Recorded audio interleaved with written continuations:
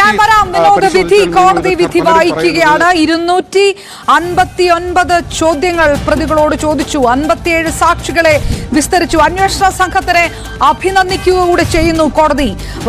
കൃത്യമായി അന്വേഷണം നടത്തി. മാറിയ കാലത്തിനനുസരിച്ച് പോലീസ് അന്വേഷണ രീതി മാറ്റി എന്നുള്ള വിലയിരുത്തലുകൾ കോടതിയുടെ ഭാഗത്തു നിന്ന്. ഒരു ഉദ്യോഗസ്ഥന്റെ പേര് പറയുന്നില്ല, പക്ഷെ എല്ലാവരെയും, ഈ അന്വേഷണ സംഘത്തിലുള്ള എല്ലാവരെയും അഭിനന്ദിക്കുകയാണ് എന്ന് കോടതി പറയുന്നു. അതിർത്തി പോലും കടന്നുകൊണ്ട് പോയ അന്വേഷണമായിരുന്നു. കീടനാശിനിയുടെ ഉറവിടം തേടിക്കൊണ്ട് അതടക്കം ഉൾപ്പെടുത്തിക്കൊണ്ടുള്ള വിലയിരുത്തലുകൾ കോടതിയുടെ ഭാഗത്ത് നടത്തുന്നു എന്ന് വേണം മനസ്സിലാക്കാൻ. 556 പേജുള്ള വിധിപ്പകർപ്പാണ് കോടതി വായിക്കുന്നത്. സാഹചര്യ തെളിവ് നല്ല രീതിയിലാണ് ഉപയോഗിച്ചിരിക്കുന്നത് അന്വേഷണം. അത് തന്നെയായിരുന്നു ഏറ്റവും പ്രധാനപ്പെട്ട കാര്യം.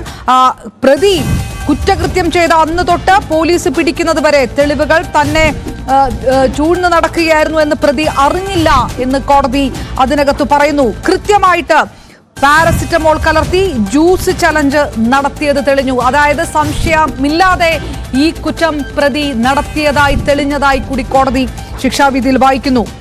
വധശ്രമം പോലീസ് ചുമത്തിയില്ല എന്നുള്ള പരാമർശം ജഡ്ജിയുടെ ഭാഗത്തുനിന്നുണ്ടായിരിക്കുന്നു എന്നുള്ളൊരു വിവരം കൂടിയാണ് വരുന്നത്. 307 പോലീസ് ചുമത്തിയില്ല.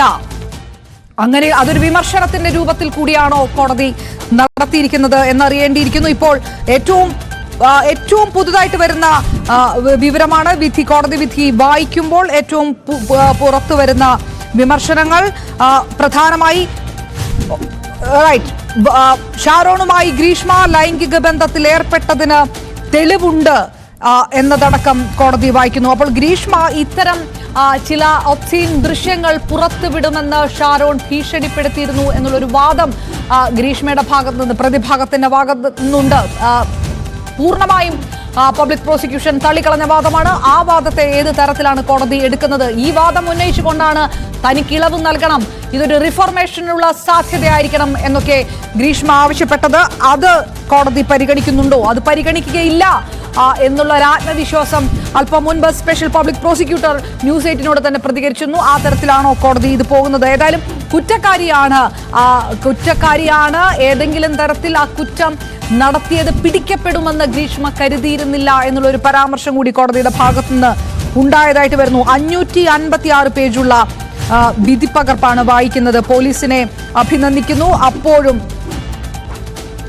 വിവാഹം ഉറപ്പിച്ചതിന് ശേഷമാണ് ഷാരോണുമായി ഗ്രീഷ്മ ശാരീരിക ബന്ധത്തിൽ ഏർപ്പെട്ടത് എന്നുള്ള പരാമർശവും കോടതിയുടെ ഭാഗത്ത് നിന്ന് നടത്തിയിരിക്കുന്നു. അതായത് അതിനുശേഷം ശാരീരിക ബന്ധത്തിന് നിർബന്ധിച്ചുകൊണ്ടാണ് ഗ്രീഷ്മ ഷാരോണിനെ വിളിച്ചു വരുത്തിയത് എന്നുള്ള പ്രോസിക്യൂഷന്റെ വാദം അംഗീകരിച്ചുകൊണ്ട്, അതായത് കൃത്യമായി പ്രീ പ്ലാൻഡ് ആയിട്ട് നടത്തിയ കൊലപാതകമാണ് ഉണ്ടായത് എന്നുള്ള ഇത് സ്ഥിരീകരിക്കുന്ന തരത്തിലേക്ക് തന്നെ